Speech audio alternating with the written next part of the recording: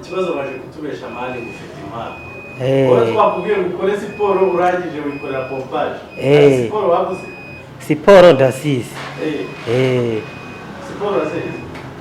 Ngaho gerageza utwereke siporo mufashe mikrofone turebe. Siporo nzi no kwiruka.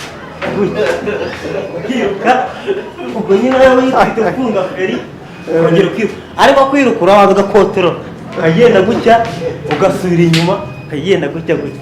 Ubwo buriya mu buzima nizo siporo. Siporo nzi no kwigenda nyine wiruka ariko kwiruka ugenda kamucaka gake kugira ngo ndetse abo bashakira yuko uzicyongereza cyinshi cyane. Uzicyongereza how are you? Fine, shaky. What's your name? My name is Theogene. How do you do? My name is 18. How old are you? Ubundi ushobora kuba warize amashuri angahe? Nije amashuri abiri. Amashuri abiri ya segonderi cyangwa ya primaire? Nize amashuri abiri ya primaire. Ikigo cyawe wizeho ni ikihe? Nyamingira school. Nyamingira. Ni iki waba wibuka ku ishuri cyagushimishaga kurusha ibindi? Cyacimishaga no gukina agapira no kwandika. Abo hari umuntu waje kumbwira ngo wahembwe amafaranga ubonye ari 3,000 uhitamo kuyigurira amayinite. Iyo nkuru niyo cyangwa si? Iyo nkuru yo ishobora kuba ariyo tu kuko nahembwe 3,000 ndagenda ngura amayinite ndahamagara. Urahamagara?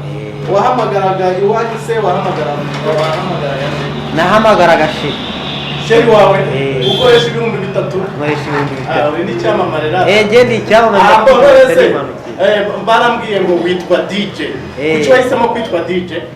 Mama nahisemo kwitwa DJ nuko nakoreraga umukire bita The Ben ariwe w'umuhanzi. The Ben w'umuhanzi? Uratubesha mwana. Naramukoreraga kabisa. Warahakoreye kwa The Ben? Okay. None se nagiye numva ngo baguhamagara ngo ni DJ Firush. My. Ambongo ukaba ufite amazina abiri hajya mwaze mubwira ngo Stupid. Ekada. Stupid. Achira mumbarize. Ni stupid ni stupid.